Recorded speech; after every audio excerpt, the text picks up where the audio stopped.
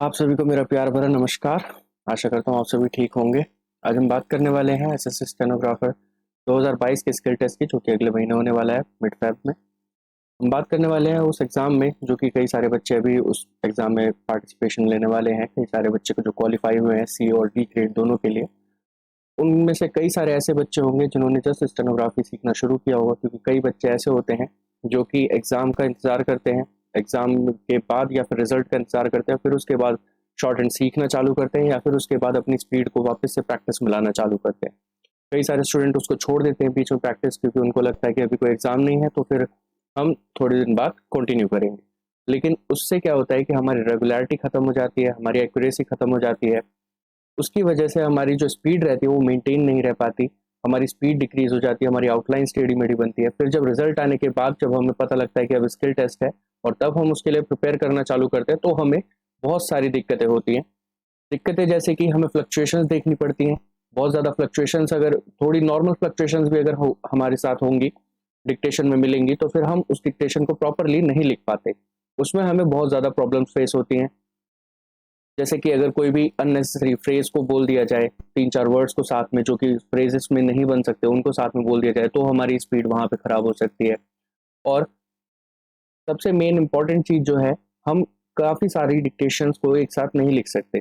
जैसे कि अगर हमें प्रैक्टिस करनी चाहिए तो कम से कम तीन चार डिक्टेशन कॉन्टिन्यूसली अगर हम लिखें तो वो हमसे नहीं लिखी जाती शुरुआत में। उसे फिर वापस से स्पीड में लाने में हमें थोड़ा सा टाइम लगता है, हमारी स्पीड खराब हो जाती है, जो कि हमारे लिए काफ़ी ज़्यादा बेकार रहता है एग्जाम टाइम पे। अब जैसे कि अगले महीने स्किल टेस्ट है और अगर हम एक महीने पहले से उसके लिए प्रिपेयर करना चालू करें तो हम उतनी अच्छी स्पीड को गेन नहीं कर सकते जितना कि अगर हम रेगुलर प्रैक्टिस में रहते तो कर सकते होते।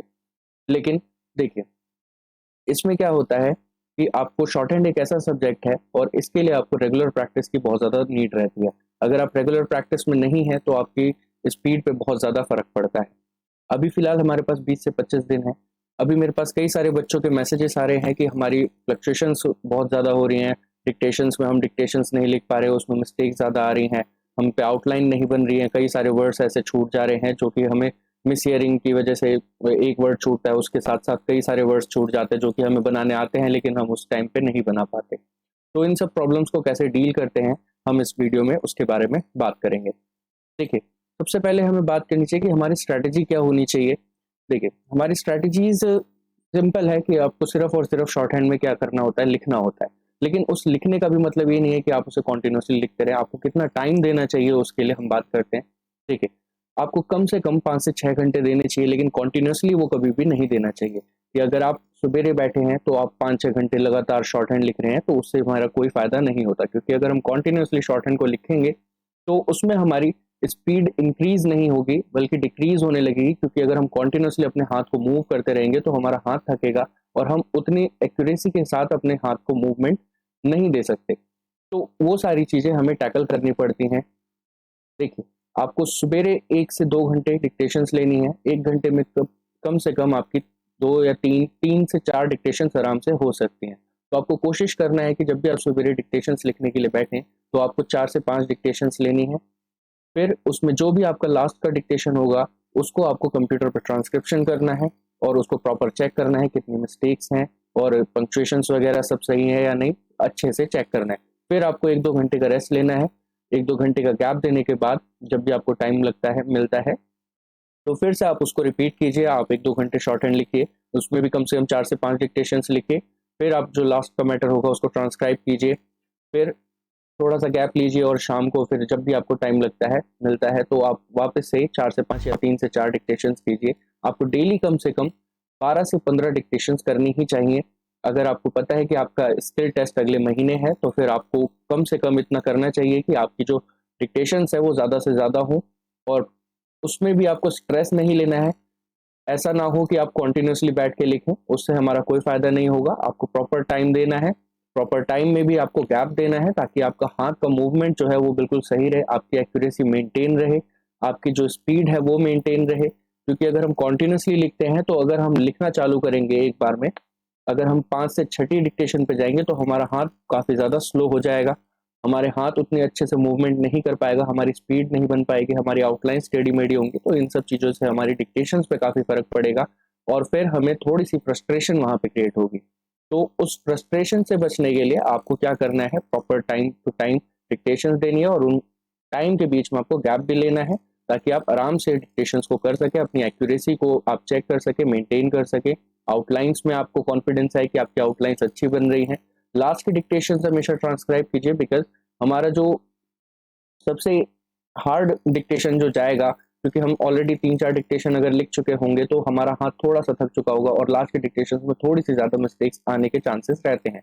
बट उसी डिक्टेशन में अगर आप अच्छे से प्रिपेयर करना सीख जाएंगे तो फिर आपको कॉन्फिडेंस बहुत अच्छा आएगा, क्योंकि एग्जाम में जाके आपको 4-5 डिक्टेशन नहीं लिखनी, वहां पे आपको सिर्फ पहली डिक्टेशन लिखनी है। तो जितना ज्यादा आप हार्ड अपने आप को प्रिपेयर करेंगे उतनी ज्यादा अच्छी आपकी डिक्टेशन जाएंगी। आपको कम से कम डेली 12 से 15 डिक्टेशन करनी ही है, चाहे आप कोचिंग क्लासेस में जाइए।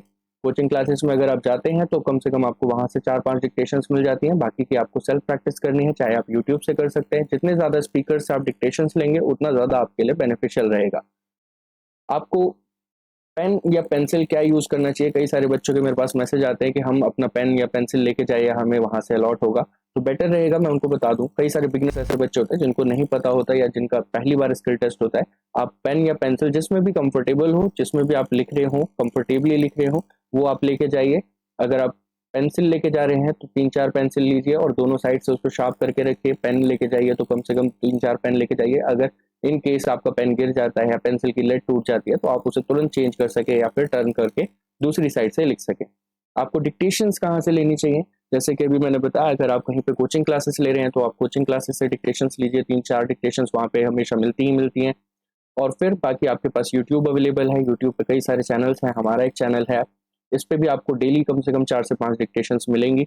तो आप कहीं से भी डिक्टेशंस लीजिए और मैं यही कहूँगा कि आप हर तरीके की डिक्टेशंस लीजिए, हर तरीके के स्पीकर से डिक्टेशन लीजिए, चाहे उसकी प्रोनाउंसिएशन अच्छी हो चाहे ना हो। अब बात करते हैं हमारे पास क्या क्या प्रॉब्लम्स आती हैं जो कि हमें डिक्टेशंस के दौरान देखने को मिलती हैं। देखिए, सबसे इंपॉर्टेंट आता है हमारा प्रोनाउंसिएशन और मिस हियरिंग। प्रोनाउंसिएशन, अगर किसी किसी वर्ड का प्रोनाउंसिएशन थोड़ा सा हार्ड हो जाता है जिसको हम प्रॉपरली प्रोनाउंस नहीं कर पाते या एकदम से हमें उस वर्ड की प्रोनाउंसिएशन नहीं समझ आती तो हम उसको कुछ और प्रोनाउंस कर देते हैं या गलत प्रोनाउंस कर देते हैं थोड़ा बहुत। या फिर अगर हमें किसी भी वर्ड की मिस हियरिंग हो जाती है, हमें सही से समझ नहीं आता कि स्पीकर ने आखिर उस वर्ड को क्या बोला है, तो हमें क्या करना होता है कि अगर ऐसी कोई भी सिचुएशन आती है कि हमें प्रोनाउंसिएशन ना समझ आया हो या मिस हियरिंग हुई हो या कोई एक वर्ड जो हमें ना समझ आया हो कि हमने क्या सुना है या स्पीकर ने क्या बोला है, उसे तुरंत छोड़ के आपको आगे बढ़ना चाहिए। क्योंकि अगर आप उस वर्ड को बनाने की कोशिश करेंगे तो उसमें हमारा क्या होगा कि अगर हम उस वर्ड को बनाने की कोशिश करेंगे, स्पीकर कॉन्टिन्यूसली बोलता हुआ चला जाएगा आगे, और आपको जो प्रॉब्लम फेस करनी पड़ेगी वो ये होगी कि आपको जो वर्ड आप बनाने की कोशिश कर रहे हो उसी पे अटके रह जाएंगे और जो आगे स्पीकर बोल रहा है वो 4-5 वर्ड्स आगे चला जाएगा। फिर जब आप उसको कैच करने की कोशिश करेंगे कि कहाँ से अब हम लिखना वापस से स्टार्ट करें, तो उस वर्ड को पकड़ने में कम से कम आपके 2-3 वर्ड छूट जाते हैं। तो प्रोनाउंसिएशन और मिस हियरिंग की वजह से अगर आप सोचें कि हम उस वर्ड को बनाने की कोशिश करें तो ऐसा बिल्कुल नहीं करना चाहिए। एग्जाम टाइम पे तो बिल्कुल भी नहीं। आप चाहे अपनी प्रैक्टिस में बेशक कर सकते हैं, लेकिन प्रैक्टिस में ही उस चीज को अपनी हैबिट बनाइए कि आप उस वर्ड को तुरंत छोड़ के आगे बढ़ सकें, ताकि आपके जो वर्ड हों वो कम से कम छूटें सिर्फ एक वर्ड की वजह से। अब देखिए, फ्लक्चुएशंस के बारे में बात करते हैं। फ्लक्चुएशंस किसी भी स्पीकर का बोलना, या फिर देखिए, अगर हमारे पास एक टाइम लिमिट होती है, 10 मिनट का टाइम लिमिट है, उसमें हमें पूरे डिक्टेशन को खत्म करनी है, चाहे वो सी ग्रेड की हो चाहे वो डी ग्रेड की डिक्टेशन हो। तो हमारे पास 10 मिनट का टाइम होता है। अब हम स्टार्टिंग के मिनट्स में अपने डिक्टेशन की स्पीड को ज्यादा भी कर सकते हैं, बिकॉज स्टूडेंट उतना फोकस नहीं रहता डिक्टेशन लिखते वक्त कि वो बताए कि स्पीकर ज्यादा बोल रहा है या कम बोल रहा है, या वो एक्चुअली में कंप्यूट नहीं कर सकता कि किस स्पीड पे डिक्टेशन चल रही है, बिकॉज उनका कंसंट्रेशन रहता है कि हम डिक्टेशन लिखें। अब जब हम डिक्टेशन लिख रहे हैं, अगर स्पीकर ने स्टार्टिंग के मिनट में 90 वर्ड पर मिनट पे बोल दिया या 105 पे बोल दिया सी ग्रेड वाली डिक्टेशन को, तो हम उसको पता नहीं लगा सकते। उसी को हम फ्लक्चुएशंस कहते हैं। अगर हम स्पीड को ज्यादा कर रहे हैं तो आगे चल के हम कम भी करेंगे। फ्लक्चुएशन से हमें सबसे ज्यादा प्रॉब्लम उन्हीं स्टूडेंट्स को आती है जिन्होंने अपनी प्रैक्टिस को छोड़ रखा होता है और जस्ट अभी एग्जाम से पहले स्टार्ट किया होता है। उनको थोड़ी बहुत प्रॉब्लम आती है। जो अच्छा लिख रहे हैं उनको उतनी ज्यादा प्रॉब्लम फ्लक्चुएशन से नहीं होगी।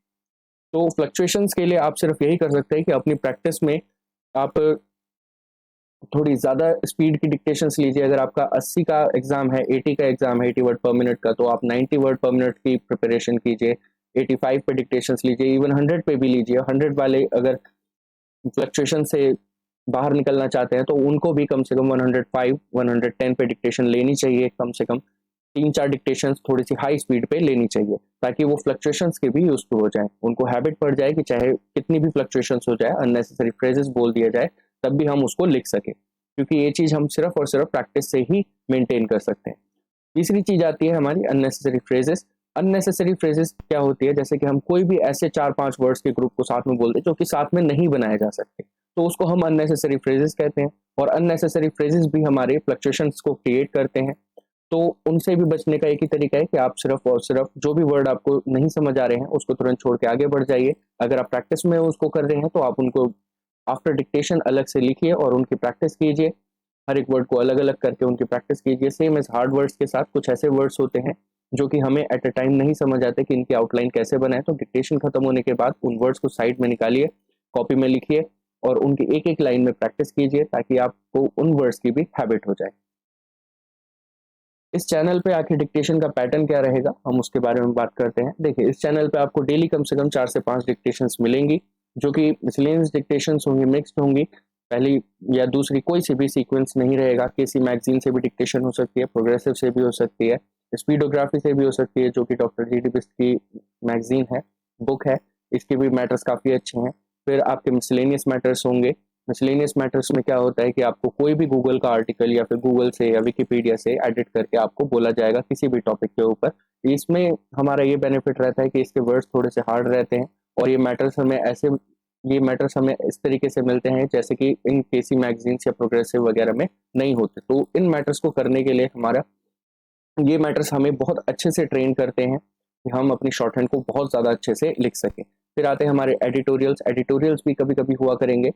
हम कोशिश यही करेंगे कि 4 से 5 डिक्टेशंस आपको डेली मिले, जिसमें आपकी सारी डिक्टेशंस आपकी कवर अप हों। अगर आपको फर्दर टाइम मिलता है तो आपको लीगल भी कभी कभी करनी चाहिए। बेशक वो एसएससी उसमें कंडक्ट नहीं कराता, लीगल मैटर्स नहीं देता, बट फिर भी आपको हर तरीके के मैटर प्रिपेयर करने चाहिए, ताकि डिक्टेशंस में आपको कैसे भी वर्ड्स मिले तो आप उसको आराम से बना पाओ।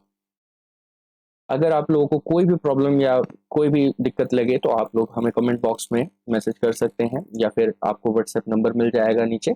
आप डिस्क्रिप्शन लिंक में आपको टेलीग्राम का चैनल मिल जाएगा, आप उस पर भी अप्लाई कर सकते हैं, उस पर भी कोई भी क्वेश्चन पूछ सकते हैं। जो भी आपकी क्वेरीज हो उनको हम जवाब देंगे। Thank you for watching.